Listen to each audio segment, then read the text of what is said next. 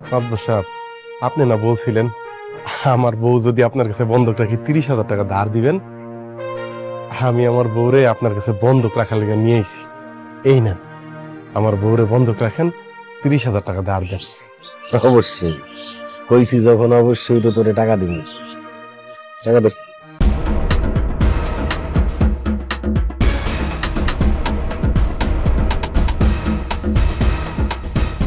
টাকা নেওয়ার আগে এইটার মধ্যে একটা সই কর।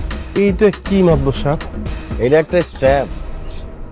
এইটার মধ্যে লেখা আছে আমার টাকা ফেরত দেওয়ার আগ পর্যন্ত তোর বউ আমার কাছে বন্ধক থাকবে।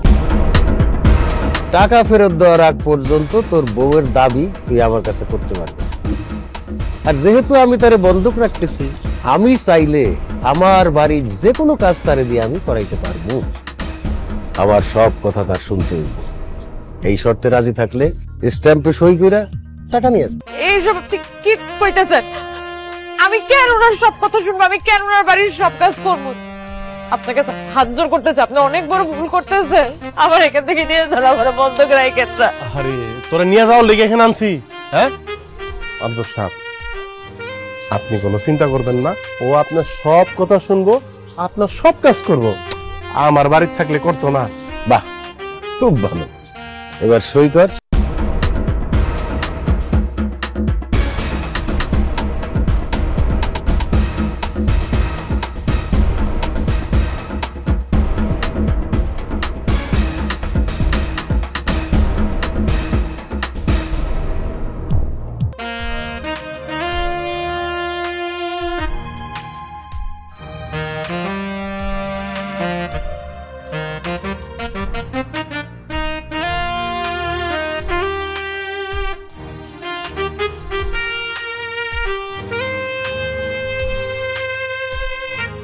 টাকাটা কইনা নে।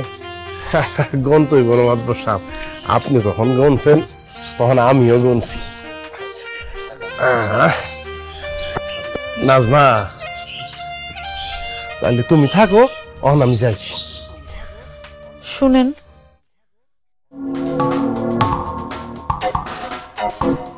আপনি আমারে কার কাছে রেখে যাইতেছেন? কই রেখে যাইতেছেন? বিয়ের পর থেকে কোনোদিন আপনারে স্যার আমি থাকি নাই। আপনারে না দেখে আমি থাকি নাই কোনোদিন। আপনারে স্যার আমি কেমনে থাকবো? আমি তো দম বন্ধ হয়ে মইরা যাবো। আপনি এটা বুঝতেছেন না? শুধুমাত্র টাকার জন্য যে মানুষটা আপনারে ভালোবাসে, যে মানুষটা আপনার জীবন মরণের সঙ্গী, তারে আরেকটা পুরুষ মানুষের কাছে বন্ধক রাখতেছেন। আপনি এত পাষাণ, এত মানুষ, আপনার কি আমার জন্য একটু মায়া লাগতেছে না? আমি যে আপনার বউ, আপনারা যে আমি এত ভালোবাসি, এগুলোর কোনো দাম নেই, এগুলোর কোনো মূল্য নেই। আরে দাম থাকবো না কেন? অবশ্যই দাম আছে। এই যে টাকাটা নিলাম, এই টাকাটা দিয়ে আমি একটা ব্যবসা শুরু করবো। তারপরে যত দ্রুত সম্ভব বাধ্য সবাই টাকাটা ফেরত দিয়ে দিব, তোরও নিয়ে যাও। ঠিক আছে? আল্লাহর দোহাই লাগে, আমি আপনার কাছে হাত জোর করতেছি। আপনারে না দেখে আমি থাকতে পারবো না, আমি দম বন্ধ হয়ে মরে যাবো। আমার রেখে চাইল না। না দেখা থাকবি কেন? আমি তো প্রতিদিন তোরা এসে একবার দেখে যাবো। খুশি? বা তোর সাথে যেমনি কমনে কয় এমনি এমনি শুনবি, এরপর আমি তোর নিয়ে যাবো।